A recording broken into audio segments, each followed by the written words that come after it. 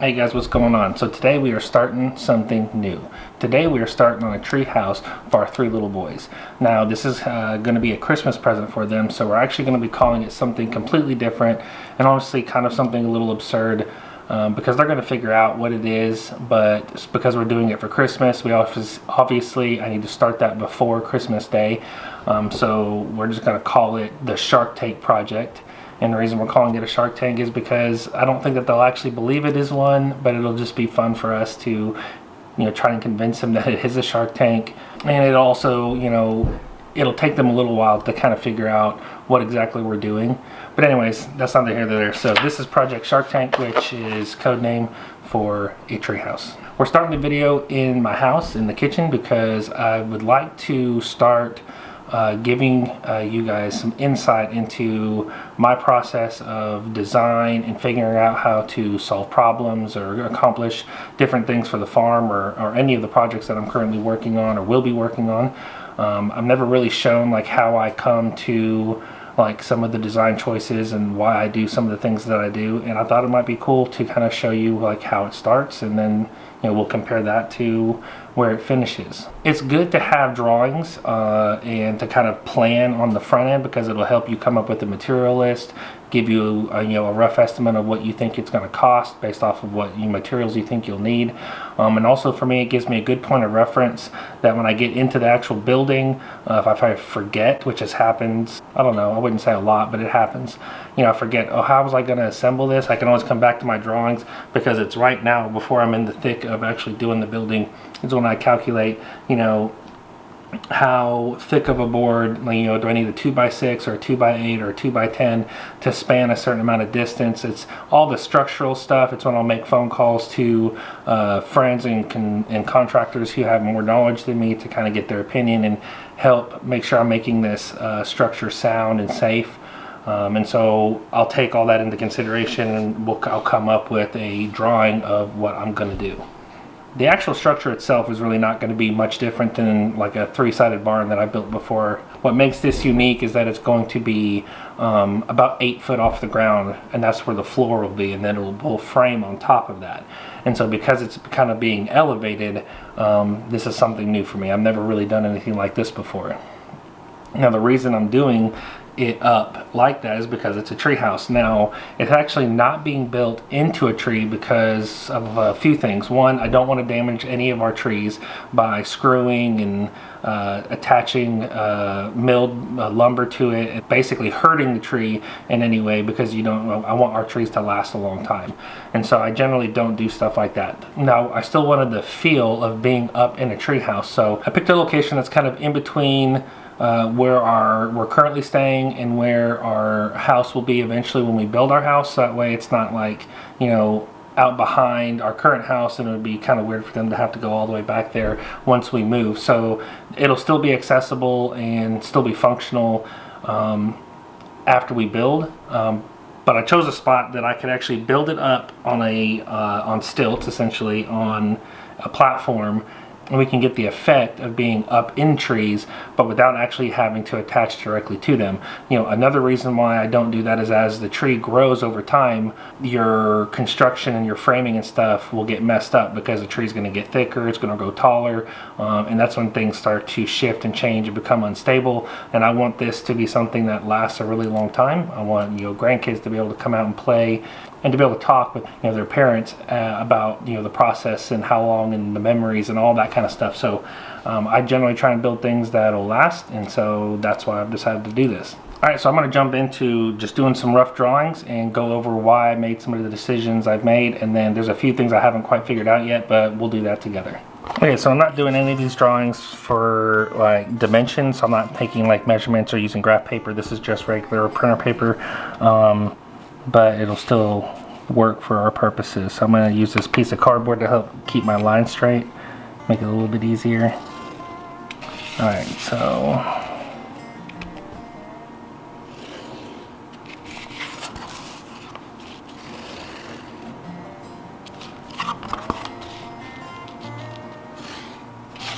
okay, so a couple of things I've decided on is that this is actually going to be a 16 foot by 16 12-foot structure. Now the front 4 feet, so probably like right in there. This is going to be facing out to the farm, which that's off, but it's okay. Like I said, this doesn't have to be dimensional. Okay, so that right there. So this part's going to be the facing out to the farm. So the farm is this way. Our house is back here. This is actually going to be a front porch. It's going to be 4 foot deep and it'll be 16 foot wide. That makes the actual treehouse itself a 12 by 16. So this part is 12 foot. Okay. Now this is going to be about 8 foot off the ground. There's already been a little bit of prep work I've done. I know that this is going to be the point right here, this corner, is that where we'll start from, and then we'll level going this way and this way off of this one point, because I don't want to grade the ground and make it flat, because I want the water when it rains to continue to run away from the treehouse. Alright, so this box in the corner, so this I've already figured out, this is going to be an 8 by 8, and we're going to do an 8 by 8 in the corners here, here, here, here, here. Alright, now another thing, we're going to do an 8 by 8 in the center here. Okay, now instead of putting these 8 by 8s into the ground and concreting them like I would a fence post, I've decided to go a little bit more structurally sound and also longer lasting. So what I'm actually doing is, and I'll show you on another piece of paper. Alright, and I've got this already in the works, and it'll be the first thing that gets done. But instead of, let's say this is ground level, you know, the post going in and concrete going in on the sides, I'm actually going to drop in what's called a sonotube, which I'll dig a hole, and then the tube, which is a cylinder like this, goes in, and then the post sits in that, and then, actually that's not right. See, I'm still figuring it out. Actually no, so scratch that. Dig a hole, sonotube goes in, then this gets filled with concrete, right, and becomes like a footer, right, and then the 8 by 8 sits on top with a bracket that bolts it in on the sides like this. Right, and the reason that this is better is because there's actually no dirt contact coming into contact with the post, which means that the post is going to last even longer. Alright, so to go back to where we were at, so we're going to need 1, 2, 3, 4, 5, 6, 7 essentially footers that are going to be sonotubes. I'm actually going to hire that out because I'm not experienced enough with it. I've done a little bit of concrete work, but as far as getting all this right, I'm going to have someone else do it, and I've already got someone lined up for that. They're also going to help go ahead and square everything, which is a big step. I know I could do the squaring because I do that regularly, but since they're going to go ahead and do the concrete, they're going to get everything square. So all I have to do is come in with the brackets and the posts and set everything and get everything level and tie it all off. Alright, so this is a good starting point. This will be a good point of reference. Now, the other decisions I had to make were the framing to support the platform. I'm not so much concerned about showing the process of like the actual framing of the treehouse, because that's just regular framing. There's lots of videos out there about that, and honestly I'm probably going to have my brother Noah come and help me with that, because I'm not the strongest framer, but I am very confident about doing this part. And so I know that we're going to use 2x10s on the outside band, and we're going to double that up. So that means that this 12-foot span here, right, which, let me get my cardboard. Alright, so this 12-foot span, this 16-foot span, this 12-foot span, and then this 16-foot span is all going to have what's called a double plate, which is going to be 2 of the 2x10s that are 12 foot long, and these are 16 foot long, and these are 12 foot long. They're going to be basically doubled up, and what we're going to end up doing is we're going to cut out these 8x8s like this, and then these will sit on top of the 8x8 and then get bolted into what's left, right? And so that way the load of all of this will be carried directly on top of your 8x8s, and so this one will be notched long ways, right? And then we'll have a double band sitting on top of that. I may end up changing this. I'll make a phone call because I actually wasn't sure about this. This being the deck, I don't know if I need to double band it or not. I may go ahead and just extend that double band out and do it all the way around just to give the deck the support that it needs. But it's actually going to be carrying a lot less weight than the actual house itself,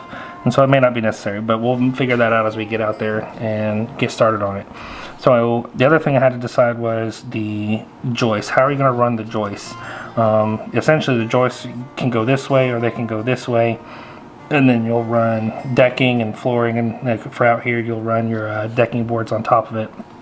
I know for the porch we're going to run floor joists this way, which means that I'll do a joist hanger under each one, and we'll probably do those on 12-inch centers. So that means from the center of this one to the center of this one will be 12 inches. Joist hangers on both sides, and that should be no problem carrying that weight.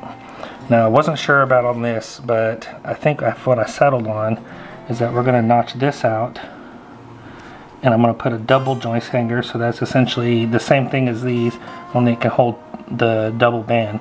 And we'll do a double 2x10 here with a double joist hanger, and then this will sit on the post, right?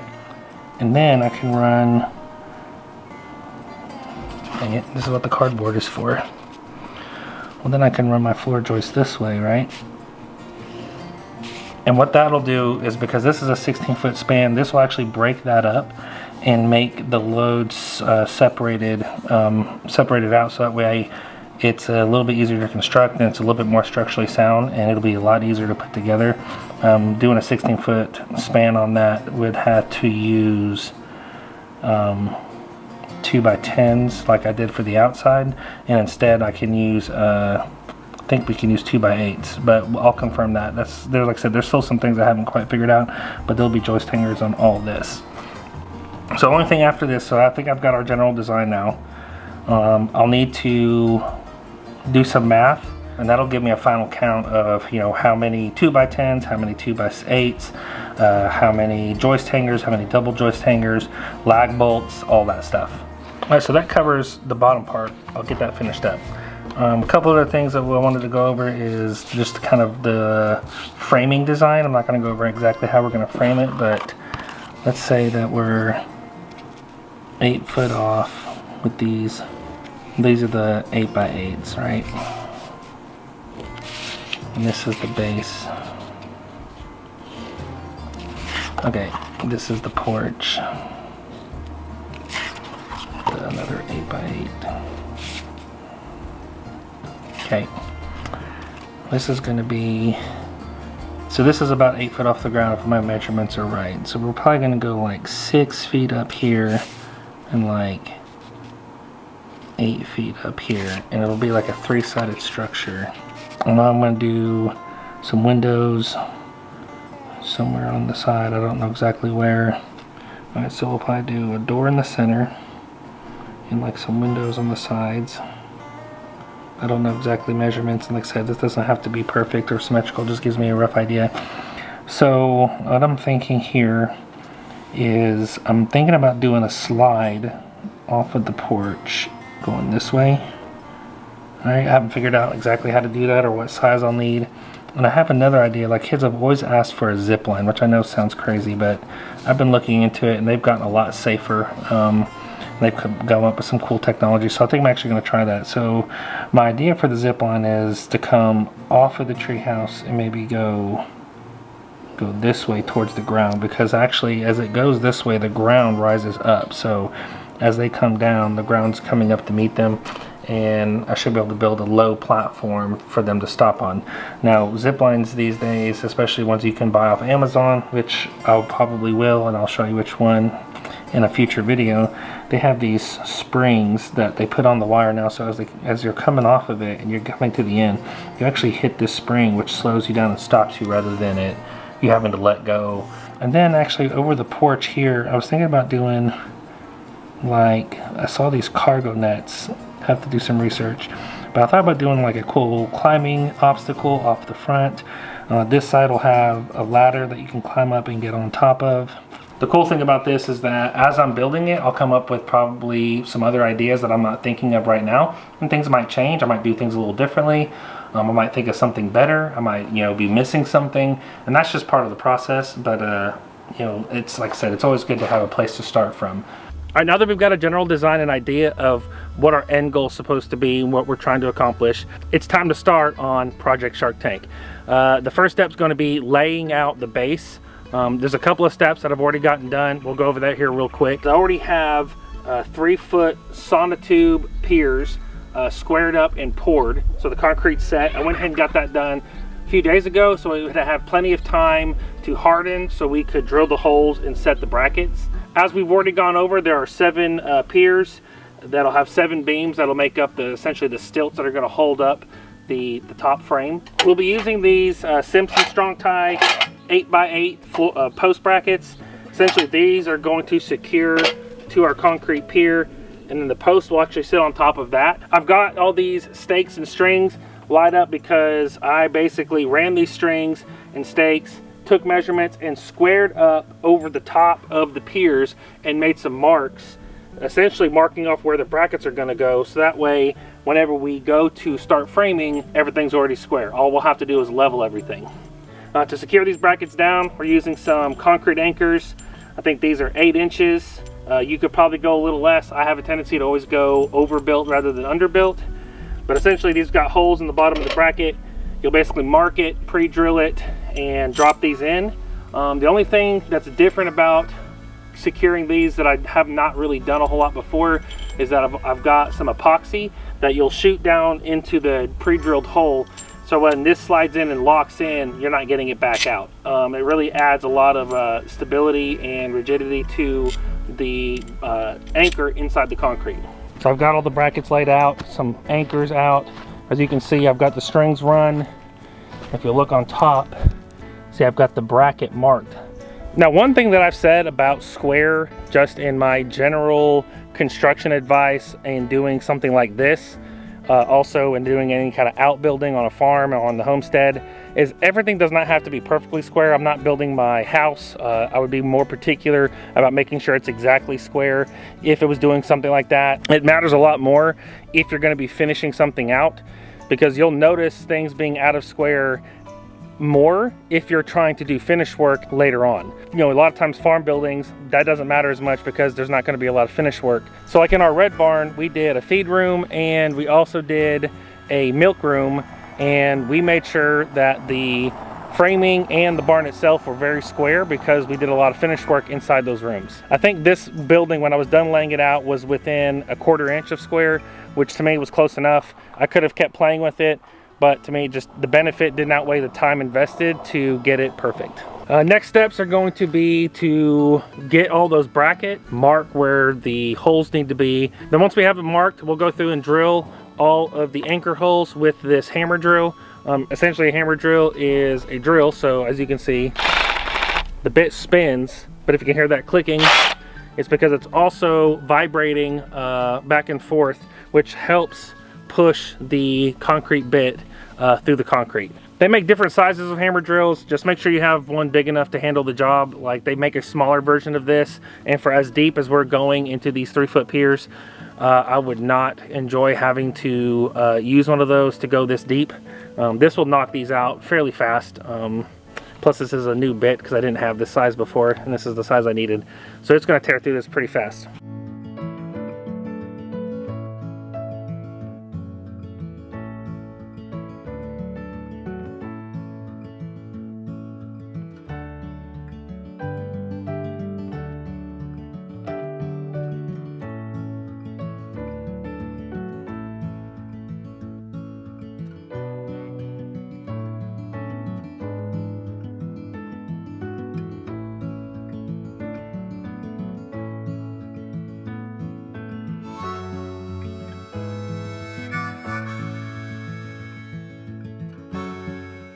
So this is the epoxy that's going to go into the anchor holes that I'm drilling.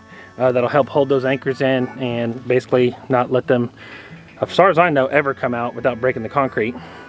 But essentially, once I open this up and start shooting this out the tube, I'm pretty sure you have to like finish the job once it's open. Like, and I don't think I have enough daylight to open this and get through all those holes and setting all those anchors on those plates. So I'm gonna do this in the morning. I'm gonna stop here now that I've got all the holes marked and drilled. We'll get out here tomorrow. I think Wes will be here tomorrow with me.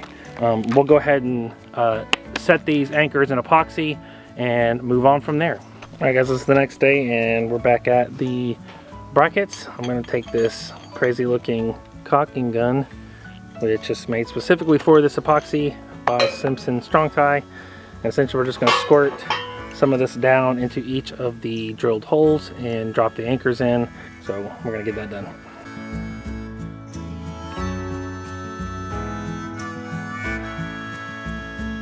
Alright guys, after a couple of days of rain, we're back out on Operation Shark Tank. As you can see behind me, I've got a lot of the beams in the brackets and secured. I've got the notching done on the top. I've got one more post to do. I'm going to show you exactly what that looks like. I know in concept drawing sometimes it's hard to convey, at least it is for me. So we're going to go over just real quick why we're notching it, what it looks like, and then we're going to do the last one, get it in place, show you how I'm securing it. Alright, you see the notches at the top, all of them are notched a particular way. We went over this when we were doing the initial drawings. That's where the doubled up 2x10 is going to rest on top. So that's 3 inches wide, which is essentially the same width as the two 2x10s. They're going to sit on top of that and bolt and screw into this. And it's going to go all the way around. Alright, and then there'll be another band that goes around this outside for the porch. We decided not to level the ground, which means we're going to have to make up level on the beams themselves. That way the floor of the treehouse actually sits level. To do that, we're obviously going to have to cut the beams, which means each beam is going to be at a different length, but we still needed all of the notch places to sit level. So to accomplish that, could have done a couple of things. The first thing that came to mind was getting out our transit and shooting some lasers and getting measurements on each place. I decided not to do that because most people don't have access to a transit, or do they know how to use it. I mean, honestly, I just learned how to use mine last year when we moved here. So I went about it a different way. I went ahead and just chose a starting point. My starting point didn't necessarily have anything to do with the low point or the high point. So that beam over there is the low point, and this right here is the high point. So everything grades from here down to there. But where I started was right there.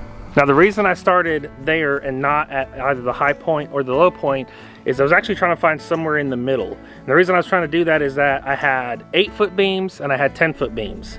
If I'd started at the high point, then coming over to this side, the 8-foot beams might not have been tall enough to make it level. And if I'd started at the low point, well, I'm sorry, it's opposite. If I started at the low point using the 10-foot beams and leveling off of that, then the 8-foot beams wouldn't have been high enough. And if I started at the high point with an 8-foot beam, then the 10-foot beams may have been able to make it, but then that also would have put the tree house way higher than I was intending.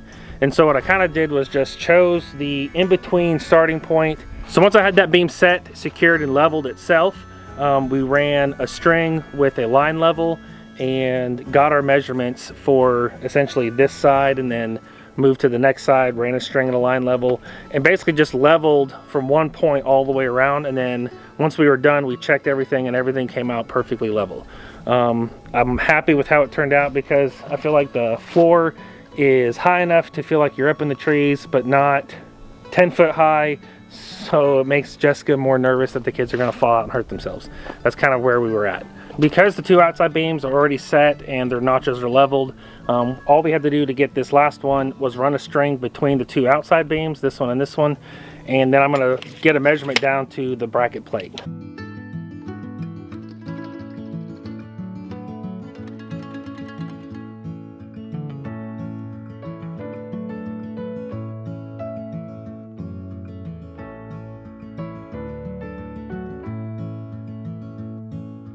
Alright, so to do the notch out, we're basically figuring out, okay, where's the beam going to set into the bracket. Let's say it literally is sitting in the bracket, standing up right here, which means that this is the side that we need to notch out, and it's going to be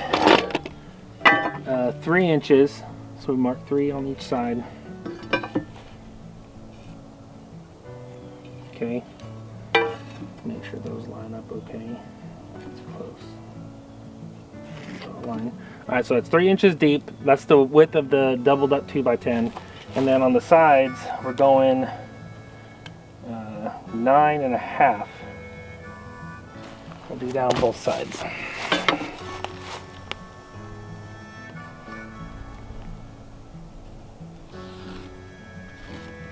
Okay, now that we've got it marked out, both sides, top and in front, we're essentially going to cut this all the way down and then cut this out, which will remove this block, and then the 2x10s will sit right here.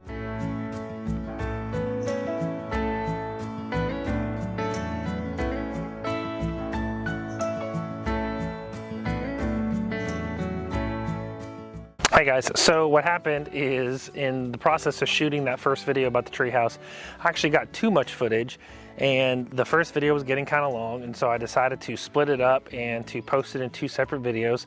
So this is going to be my impromptu, obviously later in the timeline, sign off for the first video. So thank you for watching. Stay tuned for lots of more updates from the treehouse as we get to finish it out.